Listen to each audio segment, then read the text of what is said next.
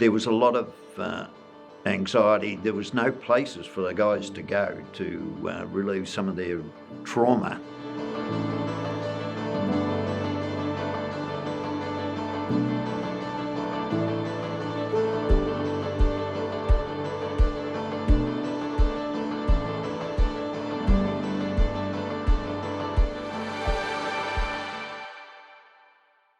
When I left the Defence Force, I didn't know where to go for help.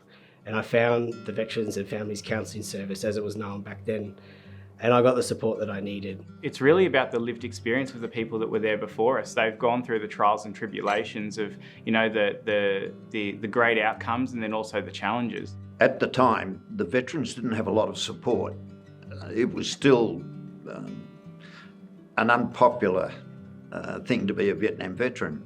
They couldn't sort of associate, in the same way as the regulars couldn't, the reactions they were getting back home. A country that had drawn their name out in a barrel, gave them 2 years that virtually wrecked their lives, and then scorned them when they came home. The homecoming experience that our Vietnam veterans had, the fact that they had to fight for 10 years for a counselling service like the VVCS, getting it right when people come home is essential. It validates or doesn't validate everything that went beforehand if you don't get the homecoming right. So by renaming ourselves to Open Arms, I'd like to think that we are sending a message to our troops that we will welcome you back with open arms. In this modern time, people are willing to have a conversation around mental health, which is really exciting. The challenge remains the same, and I read about it in the paper as an ordinary citizen now, to actually get people to understand that the service is required. The counselling service is vital, and that's why we actually voluntarily gifted the name of the counselling service over to younger veterans. I'm really proud to be a custodian of a service that was founded by our Vietnam veterans.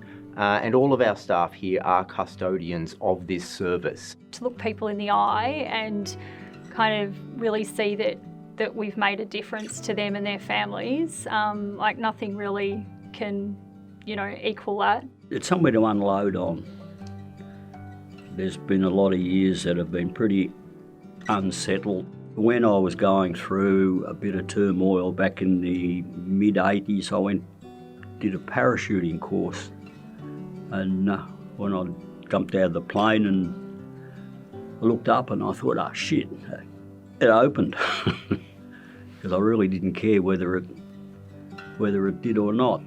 It's one of those places where veterans know that they're going to be looked after and understood. If you're worried about approaching Open Arms and talking to somebody, just jump on the website and have a good look through, and you'll find stories in there that you might relate to. It's life-changing and life-saving.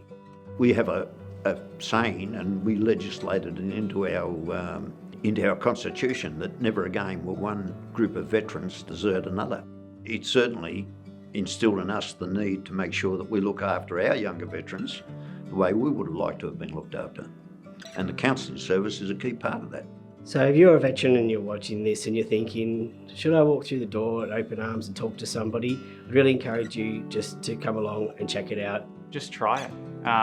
If you don't know what you don't know, and even if when you have tried it and some things may not have gone right again, try again, or try and find a different service within Open Arms. It is a friendly door. There is no wrong door to come to Open Arms, and behind that you will find a whole bunch of support services that may fit you and also provide support for your family. Very relaxed people to talk to, very non-judgmental.